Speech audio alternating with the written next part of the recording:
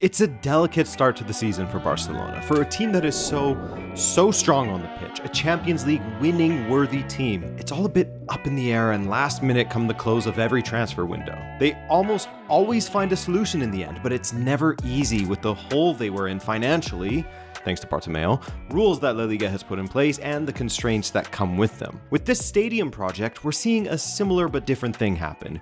It's been touch and go. It's been chaotic from the start, but ultimately, there's going to be a beautiful product at the end of it, just as there's a beautiful product on the pitch. Right now, they're trying to juggle three things, right? Balancing the books, ensuring they sell as few top players as possible to keep their squad competitive for Hansi Flick, but also to continue the renovations to move back into the stadium before certain deadlines. All of them are interconnected. The stadium has 100 million euros in VIP seats that were included in their income for the coming season, which if the Camp Nou wasn't opened, then they wouldn't receive those funds, which affects their one-to-one that Tebas touts so often, which affects registrations, and blah, blah, blah, blah, blah. It's a really big headache. So I think it's time. To look at Barcelona's stadium renovation to understand what's happening here. Why are there so many delays? What's causing them? Why are they maybe going to play home matches in 2 or 3 different stadiums this season? Well, one of them will be a one-off. And what does Post Malone have to do with all of this? So, all of my sources, from the club especially, are below if you want to read the quotes for yourself. And let's start from the beginning, because it all adds up into, again, what will be a very sick new stadium, but right now it's incomplete.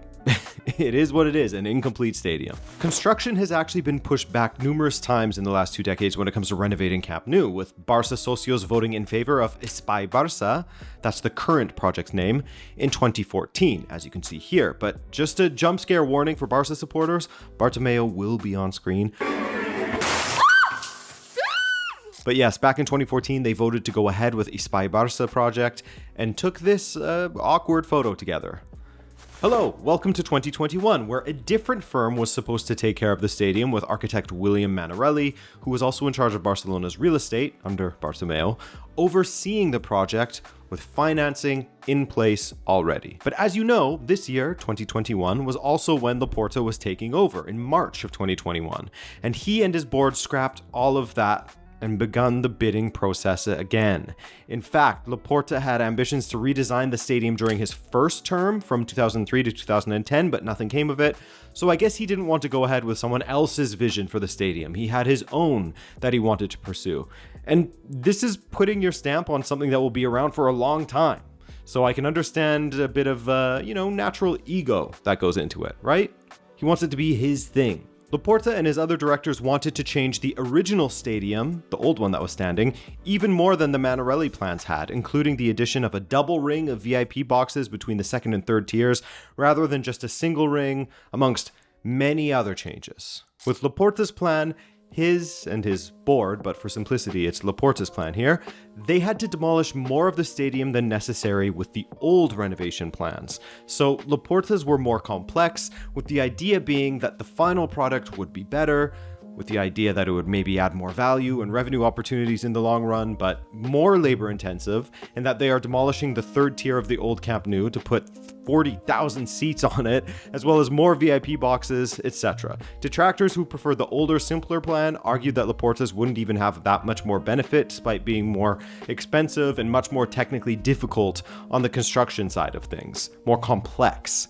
So, in October of 2021, socios approved of the 1.5 billion euro loan that Barcelona would need to take out in order to create this new and improved version of the Camp Nou, this new Espai Barça plan. But that meant a whole new consultation and bidding process would have to begin. Okay, jumping ahead to January of 2023, and after tons of interest in the project and bidding from both domestic and international firms, Limak secured the contract on January 9th. Who are they? A Turkish holding group that specializes in the construction of highways, hotels, airports, etc. They have built one other stadium, Mersin Stadium, in Turkey back in 2013, where second division side Hatayspor have played since 2023. Mersin Stadium was considered a UEFA 3-star stadium, so the same rating as Anfield or the Parc des Princes, and has a capacity of just over 25,000, much less than the 100,000 plus seater. that Camp Nou will be. Now, Elena Fort, vice president of FC Barcelona, who also became the director of the project, said that they chose Limak because 1, they were the cheaper option, and 2, the only one that said that they could meet the requirement of having the stadium open by the 125th anniversary on November 2024.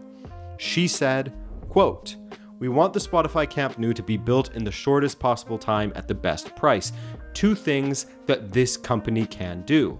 They weren't expected to have the stadium completed by the anniversary, but at that time, in January of 2023, they had hoped that the stadium would be at 2/3 capacity for the opening. That's since changed, of course. But Fort also said, quote, "Limak Construction, the company that built the best airport in the world, that of Istanbul, is a bid that technically guarantees we will stick to our deadlines and guarantees that it can be financed in these markets." Now, Laporta has gone on the record a few times in saying that there are penalties that Limak will have to pay if they don't meet the deadlines for the renovation. This 1 million euros per day past the deadline that has been spoken about, right?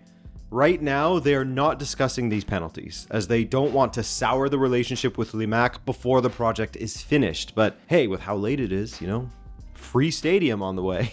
The actual full completion date for the project was to be finished by the summer of 2026, and the cost, 900 million euros. Now, according to the Catalan media, the next lowest bid was a full 250 million euros more than Limak's, with local construction companies like FCC Comsa and Ferrovial Acciona thinking it would take much longer than the time frame Limak had proposed. And so, work actually begun in June of 2023. In the meantime, as you know, Barcelona would play their matches at Montjuïc, which you can see up on the hill in this image. The big loss of revenue here for Barcelona is how they had about 80,274 season ticket holders while playing at the Camp Nou. Only 17,552 exercised their right to season tickets at Montjuïc for the 23-24 season. That was a massive blow of 62,722 season ticket holders lost for the next season. That number did increase to 22,600 in the 24-25 season, according to Diario AS, but still a massive loss, not even in the top 10 for La Liga with those season ticket numbers. But with the Camp Nou open, they are top of the league when it comes to season ticket holders. Again, adding further financial strain, hence all of the levers, salary renegotiations, and maneuvers that Laporta and his board had to pull in order to keep the club going with as few penalties as possible. Moving stadiums is hurting them big time in more ways than one. Now, all along the timeframes have moved significantly. Of course, we're a few months short of November of 2025, and Barcelona is yet to play a match in their renovated stadium. And this is where, the club has been striking out each and every time they talk about move-in dates. Swing and a miss, airball after airball, which is what opens the door to ridicule, right? And has turned this into a "I'll believe it when I see it" topic for Barcelona supporters when it comes to moving back into the Camp Nou. Because in July of 2024, Elena Fort was still saying that the stadium would, quote, "be ready for play by the end of the year." So hey, November is at the end of the year. People are thinking, hell yes, we may make the 125th anniversary of our club after all. Then September comes around of 2024, and Laporta himself is a little more cagey on the subject, saying that the club didn't want to set any dates because it may happen later or earlier. Laporta, man, you guys see what I mean? Why did you have to say "or earlier"? You're asking for it at that point. And sure enough, 1 month later, in October of 2024, the club released a statement that gave an overview of a board meeting which went over Barcelona's budget, revenue, where losses were happening, etc., in which this statement included the following. The men's first team will continue to play at the Stade Olympique for the first half of the season, with the goal of returning to a partially open Spotify Camp Nou for the second half, aka in 2025 of the 24-25 season. Laporta even doubled down in a Barça 1 podcast, El Podcast del President, in which he said, quote, "We'll return to the Camp Nou at the start of 2025. All right, so that didn't happen either. January of 2025 rolls around, no matches in the renovated stadium, and Elena Fort speaks to RAC1, a local radio station, and she has news on the Camp Nou. Will they make the return in this half of the season like they said? Well, she said, quote, There is no exact date, but we will return this season. It will be when we can, but before the end of this season.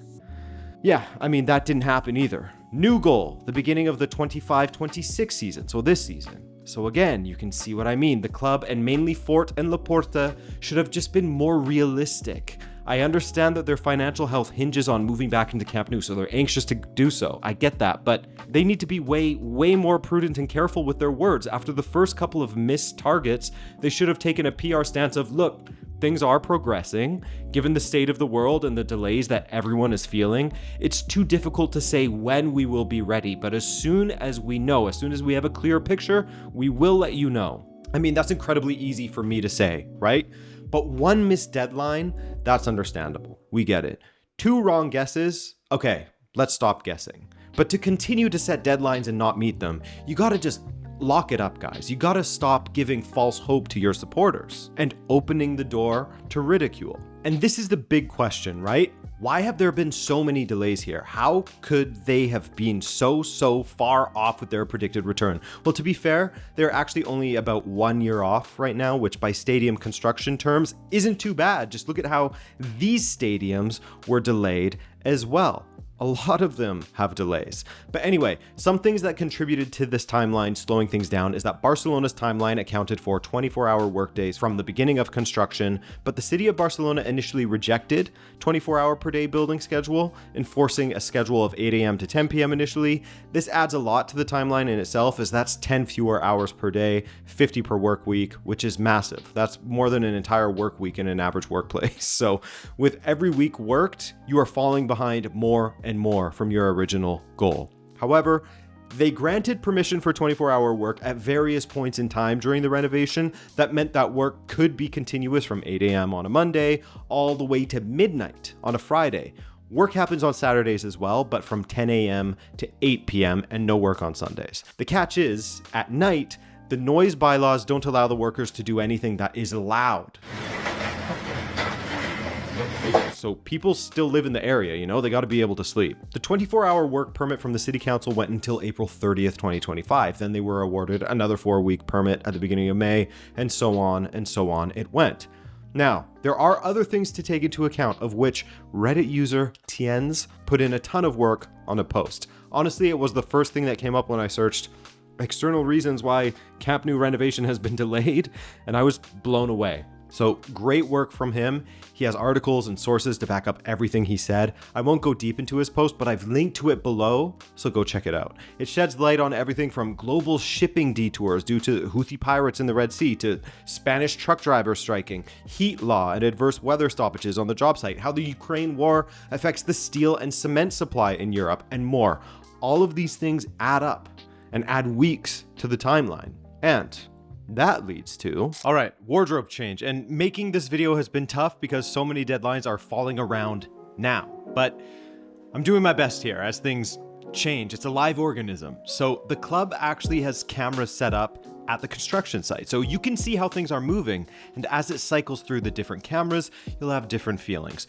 Looking inside at the pitch and the first 2 tiers, I mean, brilliant. It looks like it's ready to host a match tomorrow, man. From this view, it almost looks like a complete stadium, right? The view of the pitch from what will be the 3rd tier, okay, not looking like a complete stadium. You can see the supports for the terraces or stairs. The view of the grounds outside of the stadium, yeah, no dude, nowhere close to finished. And when you see this view, it makes you wonder what a match day experience would be like, even if it's just for 27,000 people, which is still a lot of people. And so when are they expected to be back in the stadium? Well, depends on which competition you're asking about, right? As of now, Barcelona submitted their certificate of completed work to the city council for phase 1 on Monday, August 25th, but the work was not completely finished yet. So it came out that it was a partial document and that they were working closely with the city to get clearance to play their September 14th home match against Valencia at the stadium. At the time, it was said that there was about 3 weeks of work to be done, so clearance for the Valencia match did not seem likely, but the match afterward against Getafe is seen as very likely. They're confident they'll make it in time for that match, whereas the match against Valencia could be touch and go despite feeling optimistic still. Now, if they can't play the Valencia match at the Camp Nou, then where could they end up playing it? The stadia Johan Cruyff, the 6,000-seater stadium. Why not Montjuïc?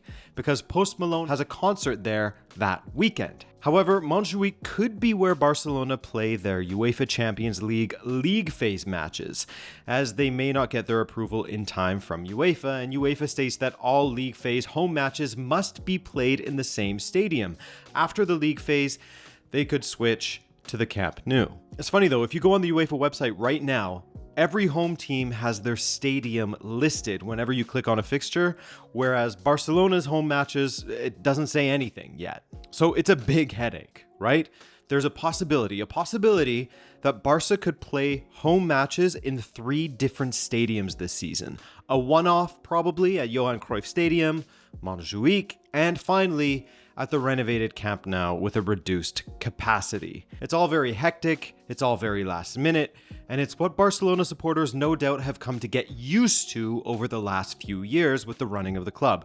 But that first match at the Camp Nou will hit, right? It'll feel great, they'll be relieved. All right, guys, that's it for this one. Stay tuned for when Barcelona will return. We'll see if they will hit their deadlines or push it back again. I appreciate you watching, and I'll see you in the next one. Ciao.